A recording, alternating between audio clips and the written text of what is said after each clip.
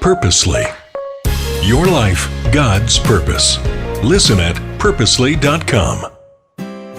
This is the Bible for Busy People podcast. I'm Jen, and I'm going to confess it, I am kind of a pain to watch movies with.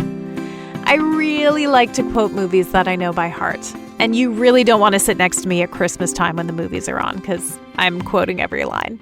I can't help it. It's kind of an unstoppable force for me. But also, another reason I'm a pain is when it comes to movies I haven't seen, ones that have a mystery involved, I love to figure it out before we get to the end. I look at the clues, and usually by midway, I can wager a guess as to who is the guilty party. And then for the rest of the movie, I want to warn and chide the other characters in the movie. How could you not figure this out? I've already figured it out. Why didn't you? Then again, sometimes all the clues are pointing in one direction, and I can't see it until afterwards. I have to look back at it to understand where the story was going. There's an innocent lack of understanding, and then there's the willful kind, the kind of misunderstanding that comes up when something dear is on the line. It can be as simple as the symptoms you see coming that turn into the full-blown flu, even though you refuse to say you're getting sick. I'm guilty of that. It can also be the signs of a toxic person that you dismiss until they hurt you in a way that can't be reversed. It can be the signs that the battle is over that you don't want to acknowledge until you literally can't. This can be frustrating to those around us who feel like they can see what we can't. We're talking this week about good questions that Jesus asked, and I promise all of this is coming to a point. We're reading today in Mark chapter 8, starting in verse 1. It says, "During those days, another large crowd gathered. Since they had nothing to eat, Jesus called his disciples to him and said, 'I have compassion for these people. They have already been with me 3 days and have nothing to eat. If I send them home hungry, they will collapse on the way because some of them have come a long distance.' His disciples answered, 'But where in this remote place can anyone get enough bread to feed them?' 'How many loaves do you have?' Jesus asked. 7, they replied. He told the crowd to sit down on the ground. When he had taken the 7 loaves and given thanks, he broke them and gave them to his disciples to distribute to the people. And they did so. They had a few small fish as well. He gave thanks for them also and told the disciples to distribute them. The people ate and were satisfied. Afterward, the disciples picked up 7 basketfuls of broken pieces that were left over. About 4,000 were present.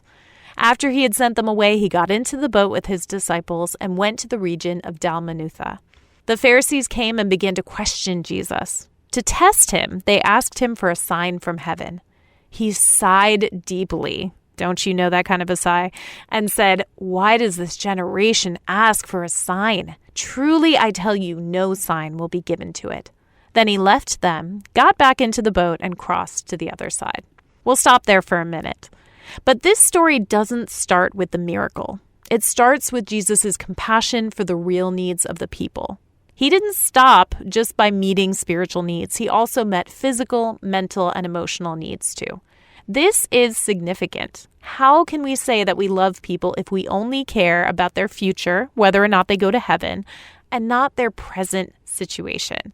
How can people truly understand the message if they are drowning in their other needs? It should be said that Jesus had already performed this miracle with more people fed.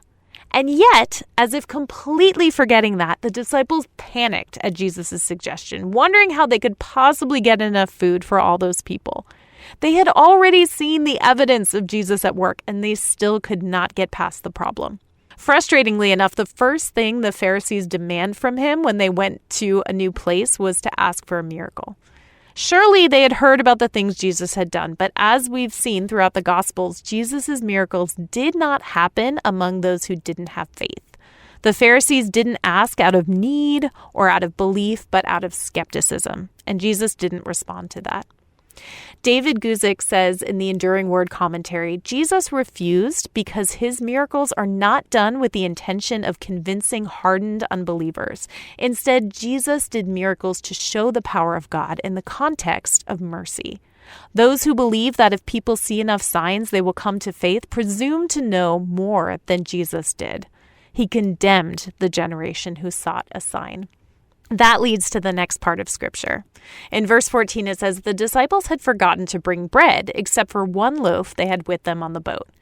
Be careful, Jesus warned them. Watch out for the yeast of the Pharisees and that of Herod. They discussed this with one another and said, "It is because we have no bread." Aware of their discussion, Jesus asked them, "Why are you still talking about having no bread?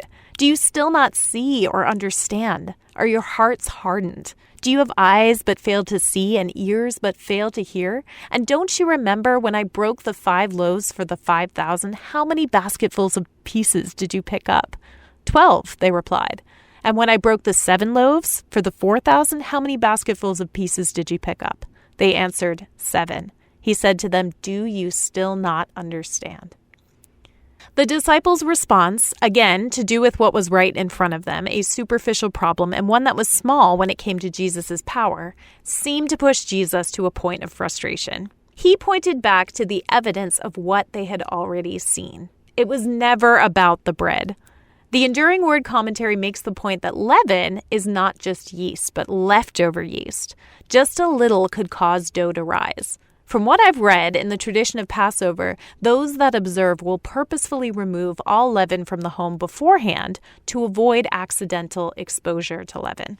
So the real point was not bread. Jesus was telling them to be just as fastidious about not letting in even a little of the hardness of heart that the Pharisees held, along with their often willful misunderstanding of kingdom living. We can look at the evidence of what Jesus has done in our lives to find the faith that carries us through the next challenge we face. And we can use what we know of Jesus, how he lived and what he said, to help us understand the way we're meant to live, to go beyond the surface level and understand the deeper truths that we're meant to understand. Similarly to Jesus' warning, we don't have to let others negatively influence what we know to be true about God. How is your theology shaped by the evidence of who Christ is, and in turn who God is, as well as the evidence of what God has done in your life? Do you seek to understand? I'll leave you with that question, and we'll talk one more time this week tomorrow. If you're listening to this podcast, I'm going to assume 2 things about you. First of all, that you're a busy person. And second, that you are in need of a restful break. Cannon Beach Conference Center is the place for a beautiful coastal retreat. Whether it's one of their enriching conferences or your own church or ministry event, you can find out more at 800-745-1546 or visit cbcc.net. Thank you to Cannon Beach Conference Center for sponsoring the Bible for Busy People. Thank you for listening to The Bible for Busy People. If you need prayer or want to go deeper in your faith, visit our show notes. Will you take a moment to share with a friend and leave a review? It helps the Bible get into even more people's minds and hearts. Find more podcasts that will recharge you at purposely.com.